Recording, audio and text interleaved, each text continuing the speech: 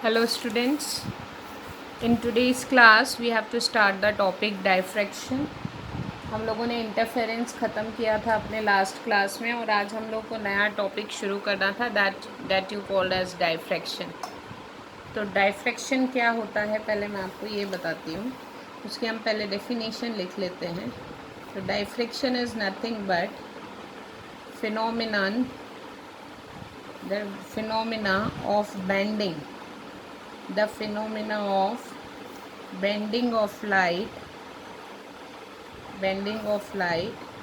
around the corners of small obstacles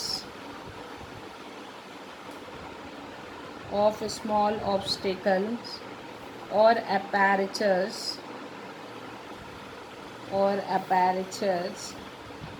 and its consequent spreading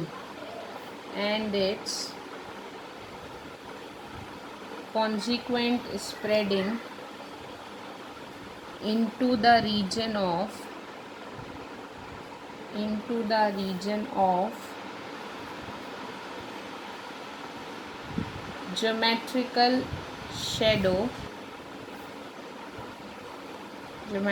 shadow is called diffraction of light.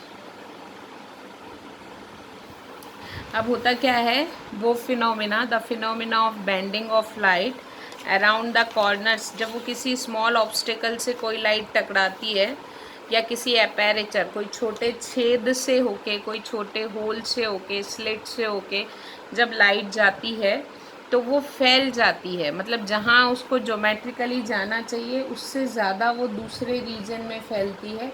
इस तरीके की bending को हम कहते हैं डाइफ्रैक्शन. जैसे मैं आपको एक एग्जांपल बताती हूँ. मान लीजिए ये आपके पास एक स्लिट है A B. This is the slit A B और दिस इज़ द स्क्रीन. ठीक है. तो बेसिकली इसको जाना यहाँ पे एक सोर्स है एस. तो यहाँ से जो लाइट आई उसको ऐसे जाना चाहिए था ज्योमेट्रिकल शेडो. यस और नो. लेकिन ये ऐसी नहीं जाती है. ये इस कॉर्नर से टकरा के थोड़ा मुड़ जाती है ऐसा. ये मतलब एक्चुअली उसको इतने में ही हमको लाइट दिखना चाहिए बट हमको इतने में नहीं दिखता है, उससे ज़्यादा में दिखता है. क्यों? क्योंकि लाइट जब इन स्मॉल ऑब्स्टिकल से टकराती है तो उसमें उसका एक फिनोमिना होता है कि वो बैंड हो जाती है. That you called as the diffraction. जैसे मान लीजिए आपके पास ऐसा कोई एक यहाँ पे कार्डबोर्ड है, उसके पीछे आपने एक सोर्स लगा रखा है.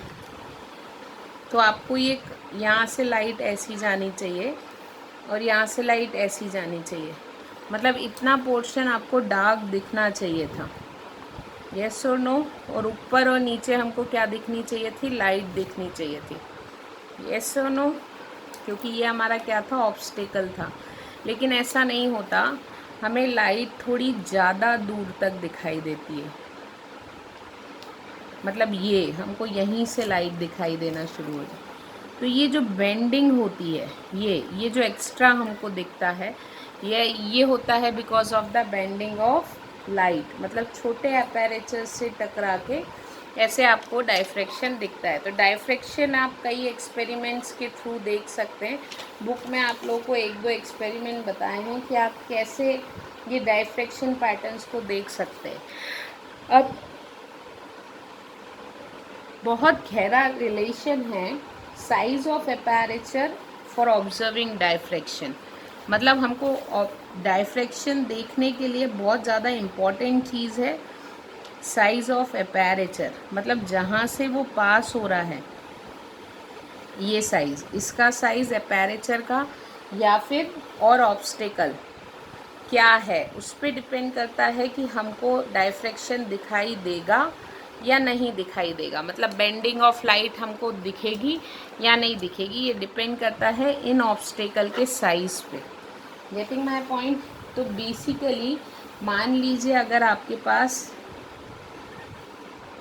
एक ऐसा स्लिट है जिसकी साइज़ है ए, और यहाँ से आप ऐसा एक वेव फ्रंट, यहाँ से हमारे पास प्लेन वेव फ्रंट आ रहे हैं, मतलब लाइट आ रही है या फिर कोई रे आ रही है जिसकी वेवलेंथ है लैम्डा, लेकिन यहाँ पे स्लिट का साइज़ वेवलेंथ से ज़्यादा है, मतलब स्लिट बड़ा है, तो हमें बेंडिंग ऑफ लाइट कम दिखाई देगी, मतलब it is not that much prominent, हमको कुछ ऐसा दिखाई देगा, ये वेव फ्रंट ऐसे हो जाएंगे।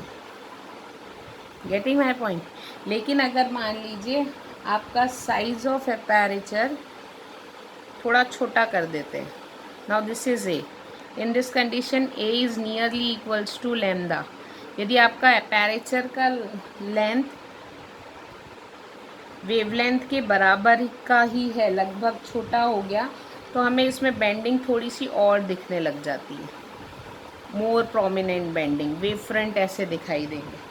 और यदि मान लीजिए आपका लास्ट केस, अब आप साइज़ और ही छोटा कर देते हैं, if this is your a, यहाँ पे a is less than lambda, aperture wavelength से बहुत ज़्यादा कम है, तो यहाँ से अगर प्लेन वेव फ्रंट्स आ रहे हैं, ये वेव फ्रंट्स आ रहे हैं, तो ये मोर प्रोमिनेंटली मुड़ जाते हैं, मतलब लाइट जो यहाँ से सीधी आ रही है वो हर जगह फैलेगी ऐसा, ये, और यहाँ पे अगर ऐसे आ रही है तो ये थोड़ा फैलेगी। Getting my point. तो बेसिकली ये जो हमको पैटर्न दिखाई देता है ये रिलेटेड है टू द साइज ऑफ एपेरेचर। हमको बहुत अच्छा पैटर्न देखने के लिए ऑब्स्टेकल बहुत छोटा होना चाहिए, इसलिए अपन कहते हैं, इसलिए हम कह सकते हैं hence the diffraction, hence the diffraction effect is more, hence the diffraction effect is more pronounced, diffraction pattern is more pronounced, ज़्यादा अच्छा दिखाई देगा if the size of aperture, if the size of aperture or obstacle, if the size of aperture or obstacle is of order of wavelength of waves,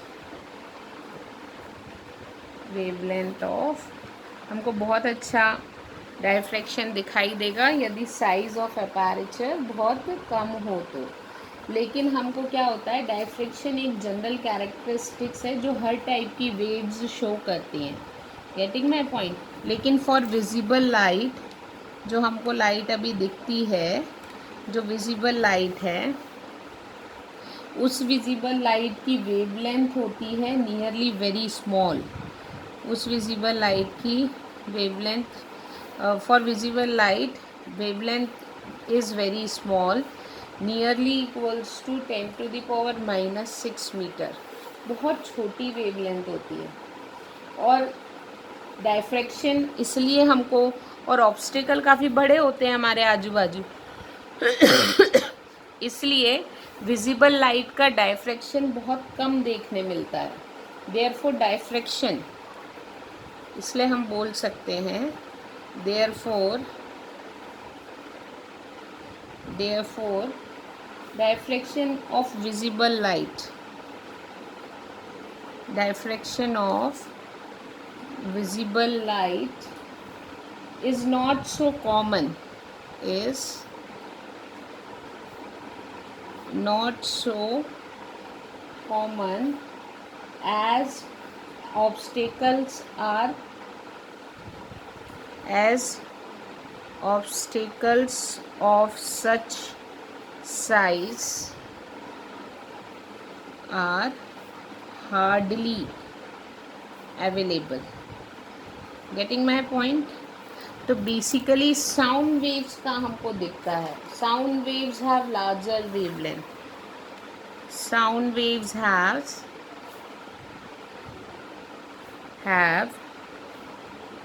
larger wavelength,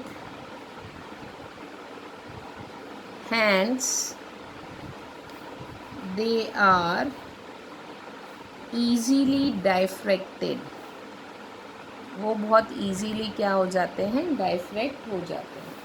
Getting my point? अब basically हमारे पास दो type के diffraction होते हैं. एक होता है फ्रेस्नल and दूसरा होता है फ्रॉनहोफर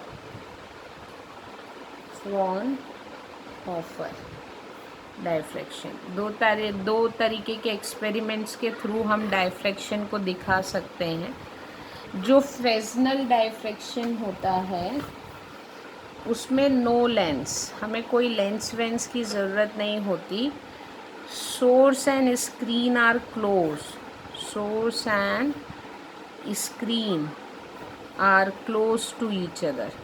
बट जो फ्रॉनहोफर है इसमें हमको एक कन्वर्जिंग लेंस की ज़रूरत होती है, because source and screen are large distance apart, एक दूसरे से काफ़ी दूर होते हैं. Getting my point? ठीक है. तो अभी हम डाइफ्रैक्शन समझ में आ रहा है. अब हम डाइफ्रैक्शन देखते हैं. Diffraction at a single slit, एक छेद के थ्रू हम डाइफ्रैक्शन को यहाँ पे, एक होल के थ्रू हम डाइफ्रैक्शन को यहाँ समझाएंगे. Getting my point? तो मैं यहाँ पे क्या कर रही हूँ, दिस इज अ स्लिट, ये एक स्लिट है. ठीक है. इस स्लिट का साइज़ है A. This slit is of size A. Okay, AB. This is a slit. Okay. और हमने यहाँ पे पीछे एक कन्वर्जिंग लेंस लगा रखा है और इस लेंस के, इस L1 लेंस के फोकस पे हमने एक सोर्स रख रखा है. तो यहाँ पे इसके फोकस पे हमने सोर्स रख रखा है. तो इससे जो भी लाइट आएगी वो आफ्टर रिफ्रैक्शन पैरेलल हो जाएगी. यस और नो? ये पैरेलल हो गई. This light are parallel. Getting my point? Okay. इसको हम, ये हमारा स्लिट है, इसको हम ABC ऐसा, हमने यहाँ पे एक स्क्रीन रखी है जो इससे काफ़ी दूर है. This is a screen, this is a slit. और इस स्क्रीन और इस स्लिट के बीच में हमने एक लेंस और लगाया है. This lens is L2.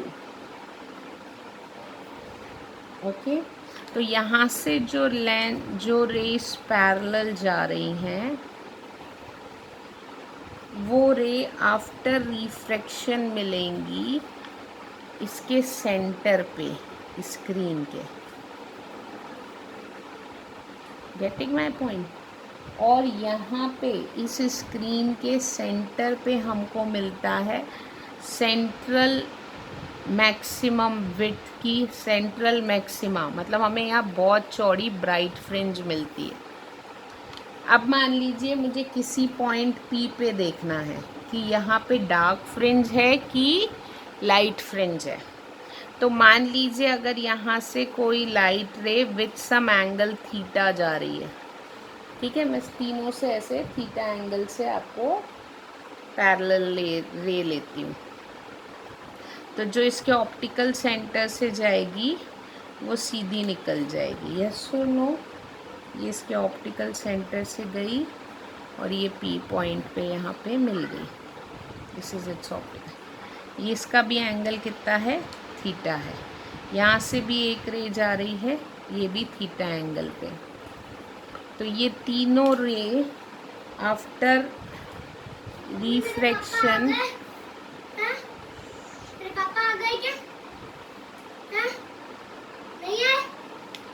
ये आफ्टर रिफ्रैक्शन यहाँ पे P पॉइंट पे मिल रही हैं. Getting my point? This angle is theta. आपको समझ में आया? अब मैं यहाँ पे एक कंस्ट्रक्शन करती हूँ. मैं यहाँ से एक ऐसा परपेंडिकुलर डाल रही हूँ. this perpendicular, and this point is called as N. इस पॉइंट को हम नाम दे रहे हैं N. Getting my point? तो हमें निकालना है इस पॉइंट P पे ब्राइट फ्रिंज बनेगी या डार्क फ्रिंज बनेगी. आपको पूरा वो एक्सपेरिमेंट समझ में आया?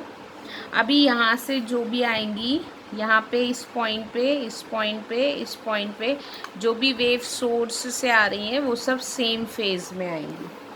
Getting my point? तो सबसे पहले हम लोग बात करते हैं central maxima.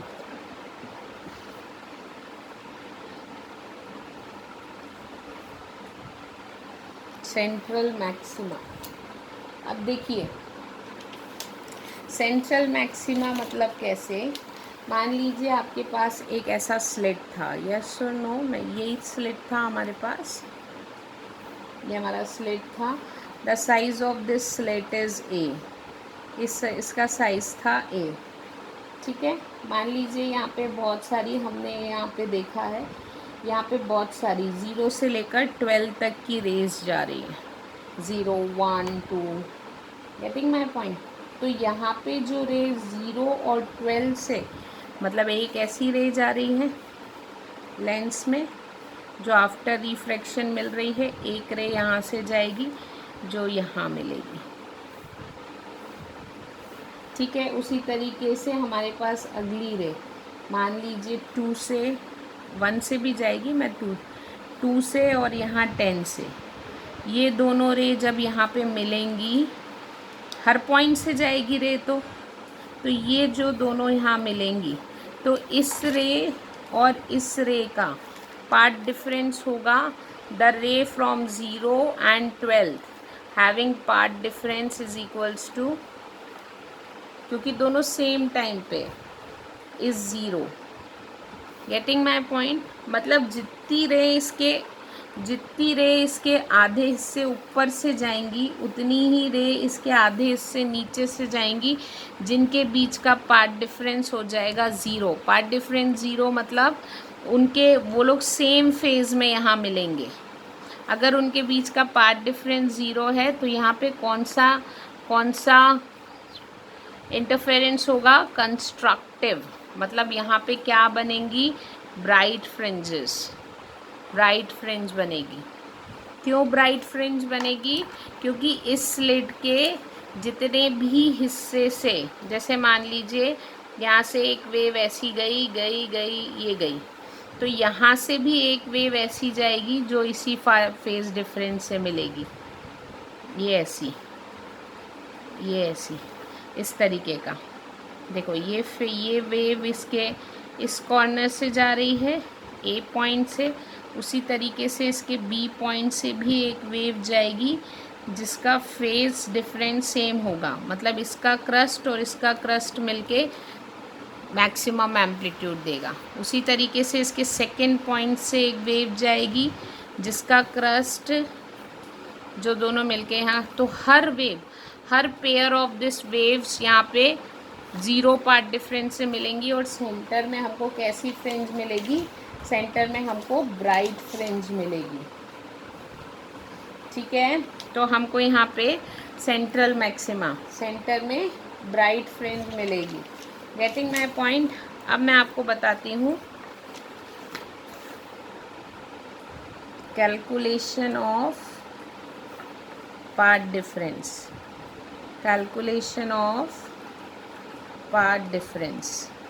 What do you mean by calculation of path difference?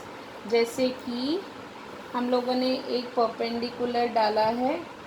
हम सपोज अ सेकेंडरी वेवलेट, हम पी पे जाने वाली वेव कितने एंगल से बैंड है? थीटा एंगल से बैंड है. यस और no?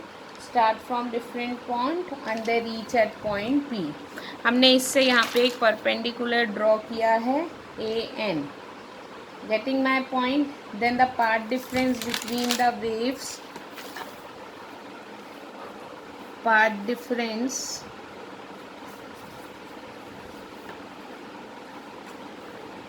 between the ray from A and B is P. देखो मैं यहाँ बना के बताती हूँ। This is your A point, this is your B point. ये स्क्रीन पे यहाँ से जाने वाली रे और यहाँ से जाने वाली रे हमने यहाँ से ऐसा परपेंडिकुलर डाला है। This perpendicular is A N, yes और नो। तो ये इतना एक्स्ट्रा है। This is your path difference P. ये पी पॉइंट, पी पॉइंट पे जो रे ए से जा रही है और पी पॉइंट पे जो रे बी से जा रही है, उनके बीच में पार्ट डिफरेंस कितना है? बी एन के बराबर। यस और no. Is equals to B N is equals to B P minus N P. B P minus N P is B P minus B N, sorry, B P minus B N. गलत लिख दिया मैंने।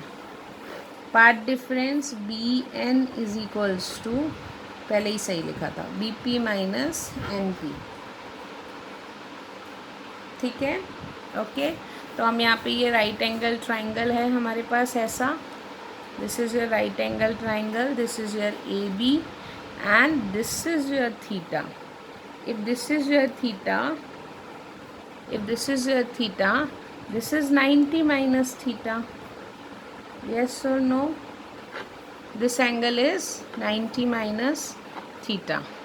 And if this is 90 minus theta, this is 90, so this angle is theta. Yes or no? तो हम लिखते हैं यहाँ से, हम यहाँ से साइन थीटा निकालते हैं। साइन थीटा होता है परपेंडिकुलर अपॉन हाइपोटेनस। तो साइन थीटा हो जाएगा परपेंडिकुलर अपॉन हाइपोटेनस। तो परपेंडिकुलर हो गया बी एन, हाइपोटेनस हो गया ए बी। तो B N is equals to हो जाएगा sine theta into A B. A B is slit size, so B N is equals to A sine theta. इतना हमारा पार्ट डिफरेंस है। B P is equals to B N is equals to A sine theta. ये हमारा path difference है। एक wave जो यहाँ से जा रही है और जो वेव यहाँ से जा रही है, उसके बीच का पार्ट डिफरेंस इसके बराबर आएगा। अब क्या पोजीशन ऑफ मैक्सिमा, क्या कंडीशन है कि P पे क्या बनेगा, P पॉइंट पे कौन सी फ्रिंज बने। जैसे बीच में तो बन गई सेंट्रल ब्राइट फ्रिंज। अब क्या कंडीशन है कि P पे मैक्सिमा बने, मतलब ब्राइट फ्रिंज बने। ठीक है, अब हम लोग बोल रहे हैं, मान लीजिए let theta be like this, that theta भी लाइक दिस, मतलब हम इतना रे को इतने एंगल से ले रहे हैं, like this, that P should be equals to lambda. मैं इसको यहाँ समझाती हूँ। मान लीजिए ये आपकी एक स्लिट है A और ये B, ये आपका स्क्रीन है। मान लीजिए मैं ये एंगल थीटा इस तरीके से ले रही हूँ कि यहाँ पे जो बनने वाला, यहाँ पे ये जो पार्ट डिफरेंस है, ये किसके बराबर आए? लैम्डा के बराबर आए। This distance is a. ये मैंने लिया है, let this angle, this theta, this angle theta, ये एंगल इस तरीके से लें कि ये जो पार्ट डिफरेंस बी एन है, ये बी एन किसके बराबर होना चाहिए? लैम्डा के बराबर होना चाहिए। इस तरीके का हम यहाँ थीटा ले रहे हैं। Getting my point? मतलब ये एंगल को हम थीटा 1 नाम दे देते हैं।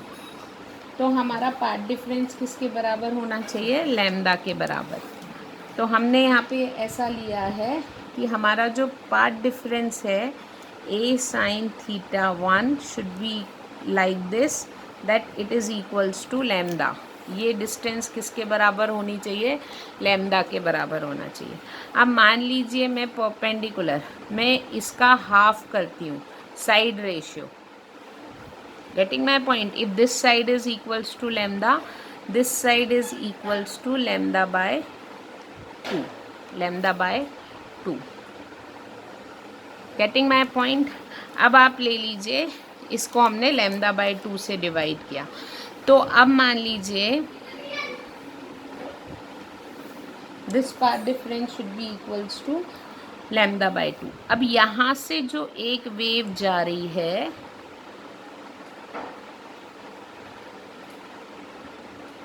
और इसके स्टार्टिंग, इस आधे पोर्शन के स्टार्टिंग से जो रेज जाएगी, उन दोनों के बीच का पार्ट डिफरेंस होगा लैम्डा बाय 2. मतलब यहाँ से ये पूरे स्लिट से रेज आ रही है, लेकिन यहाँ ए से लेकर सी तक, यहाँ मान लीजिए मैंने इसको 100 भाग में डिवाइड किया, 100 लाइट्स में, यहाँ पे 100 पॉइंट्स हैं, तो यहाँ पे जो फर्स्ट पॉइंट से लाइट जा रही है और यहाँ से जो 51th पॉइंट से लाइट जा रही है, उनके बीच का पार्ट डिफरेंस कितना होगा? Lambda by 2. तो अगर उनके बीच का पार्ट डिफरेंस लैम्डा बाय 2 होगा, तो वो दोनों सॉरी, मेरे को यहाँ पे पोजीशन ऑफ मिनिमा लिखना था,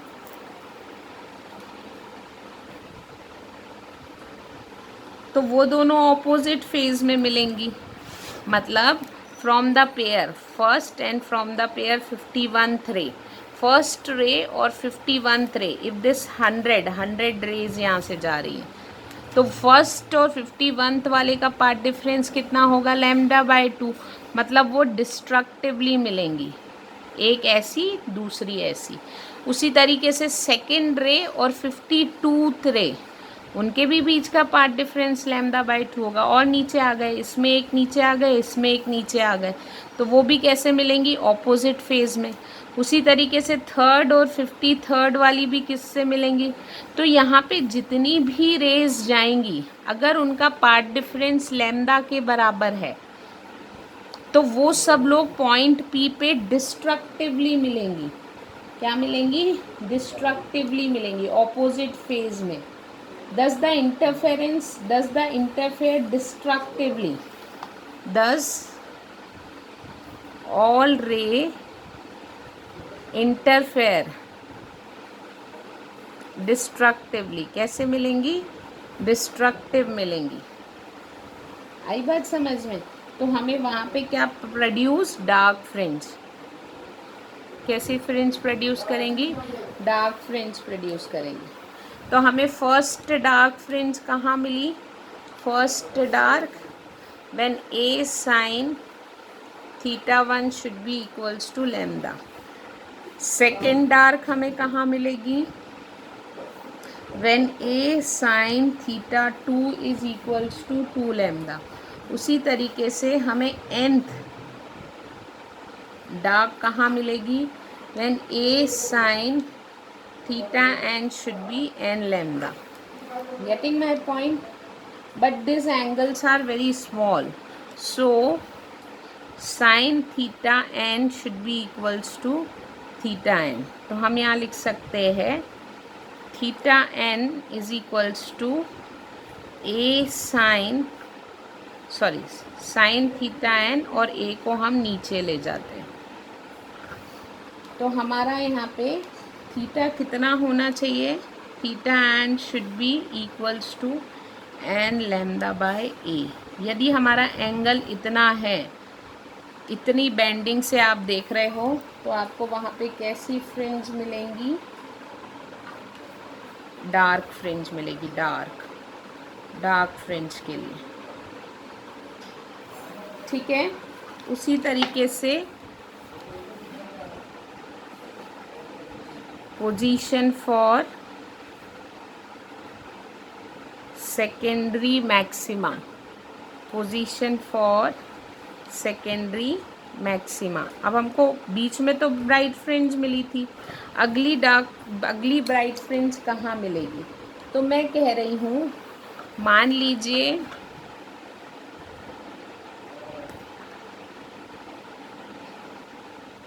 ये दोनों P पॉइंट पे इस तरीके से मिलें, कि इनके बीच का पार्ट डिफरेंस 3 लैम्डा बाय 2 के बराबर हो जाए। किसके बराबर हो जाए? 3 लैम्डा बाय 2 के। और इस ट्राइंगल को मैं 3 बराबर, इस साइड को, ये ए बी साइड को मैं 3 बराबर हिस्सों में बांटूं। अगर ये साइड 3 लैम्डा बाय 2 है तो इसको यदि मैं 3 पार्ट्स में बांटूं, यहाँ से आने वाली 100 को, यहाँ से आने वाली 100 नहीं लेके हम कन्वीनियंटली 90 ले लेते हैं, यहाँ से आने वाली 90 रेस को मैं 3 इक्वल पार्ट्स में बांटूं, तो हमारा जो फर्स्ट पार्ट होगा, this first part is, this is lambda by 2, this is lambda and this is 3 lambda by 2। तो ये जो फर्स्ट और 51th है, सॉरी, जो फर्स्ट और 1 से लेके 30, 30 से लेके 60 और 60 से लेके 90, तो यहाँ पे जो फर्स्ट और 31th मिलेंगी उनके बीच का पार्ट डिफरेंस होगा लैम्डा बाय 2 और वो डिस्ट्रक्टिवली मिलेंगी, मतलब एक दूसरे के इफेक्ट को कैंसिल करेंगी, जैसा हमने यहाँ देखा था। उसी तरीके से यहाँ पे डिस्ट्रक्टिव, उसी तरीके से जब सेकेंड और 32th मिलेंगी तो वो भी लैम्डा बाय 2, तो वो भी एक दूसरे के इफेक्ट को ज़ीरो कर देंगी। उसी तरीके से लेके 1 से लेकर 60 तक के पॉइंट्स एक दूसरे के इफेक्ट को कैंसिल करेंगे, बट 61 से लेके 90 तक की जो रेज हैं उनको कैंसिल करने के लिए कोई नहीं बचेगा और वो सब की सब यहाँ पे पहुँचेंगी उनके इफ़ेक्ट को। और वो जो 61 से लेकर 90 तक की रेज होंगी उसके कारण वहाँ पे लाइट, मतलब चमक दिखाई देगी, लेकिन वो चमक सेंट्रल के मैक्सिमम से कम होगी। क्यों? क्योंकि सेंटर में तो क्या हो रहा था, सारी रे मिल रही थी, लेकिन यहाँ पे इन 90 रेज में से 60 रेज ने तो एक दूसरे का इफेक्ट कैंसिल कर दिया, लेकिन अभी सिर्फ 30 रेज बची हैं जो यहाँ पे कंस्ट्रक्टिवली पहुँच रही हैं। तो यहाँ पे जो ब्राइटनेस है वो सिर्फ ये 30 रेज के कारण है, इन 60 के कारण नहीं है। इसलिए यहाँ पे जो ब्राइट फ्रिंज बनेगी वो सेंटर से कम चमकती हुई, मतलब बीच में ज़्यादा चमकती हुई रे, फिर डार्क दोनों तरफ, फिर थोड़ी कम चमकती हुई रे, फिर डार्क, फिर उससे भी कम चमकती हुई रे, इस तरीके से। Getting my point? ओके। तो मैंने क्या बोला, हम लोगों को मैक्सिमा, मतलब ब्राइटनेस मिलने के लिए क्या ज़रूरी है, the path difference should be like a sine theta 1 for bright, this is theta 1 for dark.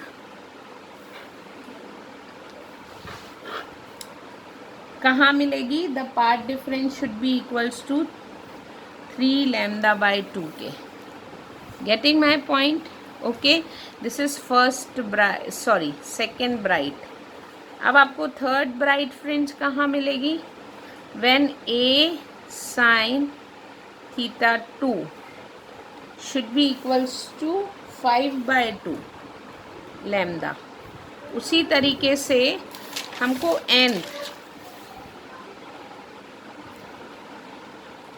nth bright कहाँ मिलेगी?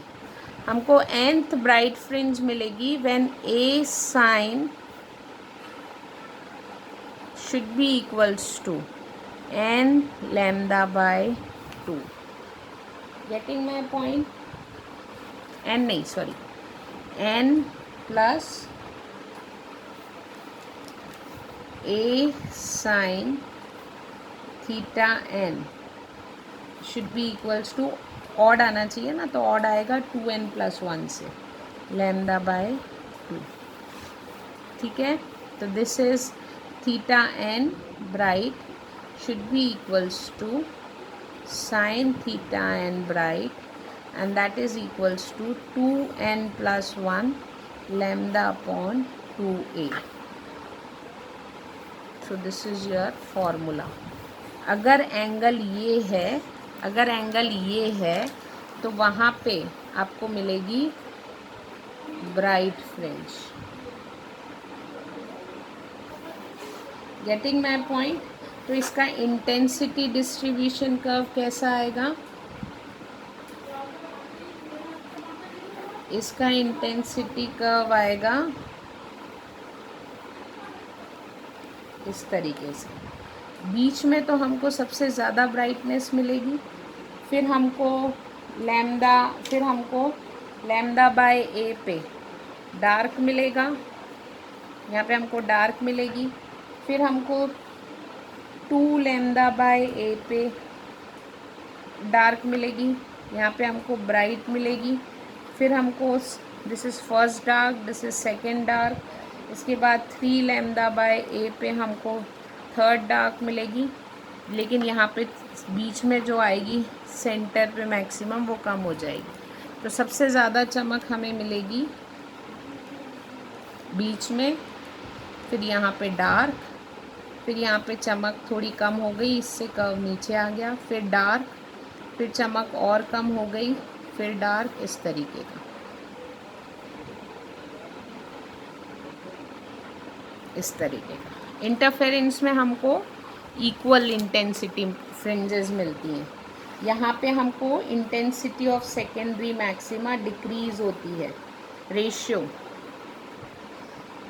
यहाँ पे रेशियो होता है, बीच वाली सबसे ज़्यादा, फिर उससे अगली 21 से कम हो जाती है, फिर उससे अगली 61 से कम हो जाती है, उससे अगली, इस तरीके के रेशियो से इंटेंसिटी डिक्रीज होने लगती है। Getting my point? तो this is your intensity curve. तो आज हम लोगों ने पूरा डायफ्रैक्शन देखा है, डायफ्रैक्शन हम लोगों ने पढ़ा है, डायफ्रैक्शन के कारण हमें कैसा पैटर्न दिखाई देता है मैंने ये बताया है, और क्या कंडीशंस होती हैं मैक्सिमा और मिनिमा की। So this is all about today. कल हम इसके आगे प्रोसीड करेंगे। Thank you so much.